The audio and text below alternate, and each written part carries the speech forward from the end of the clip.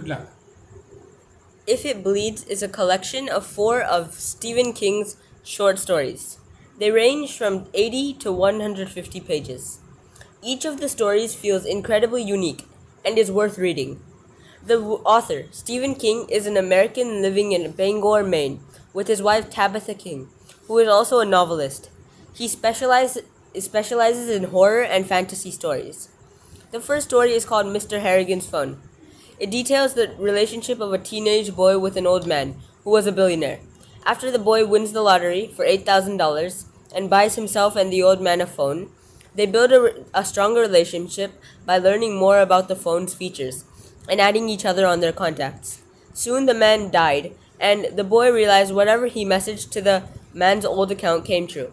The story ends with the boy destroying the phone. The story detailed greed in a unique way. When the boy was getting bullied and wrote a message to the man's old account wishing for the death of the bully committed suicide. The boy only stopped wishing for things after the account of the dead man asked him to stop, which shows that greed can only be prevented by extreme measures. The second story is called The Life of Chuck, which shows that each of us contains multitudes.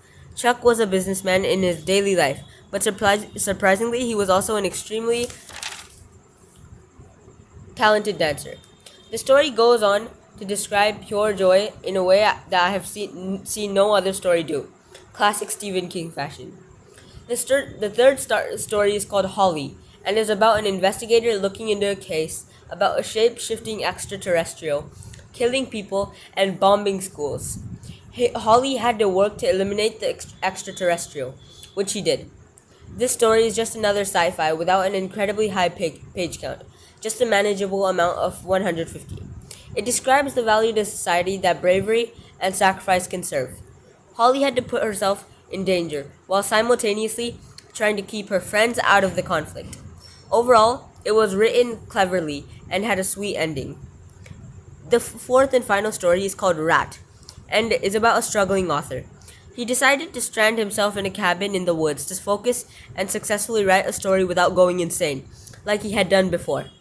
While in the cabin, a rat invaded his home, but it was not just a normal rat, it was a talking one. The author managed to easily complete the story afterwards, and it was a hit.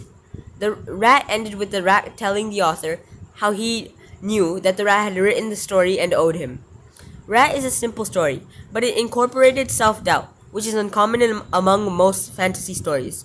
The author was doubting his ability to write his story and his ability to stay sane while writing the book.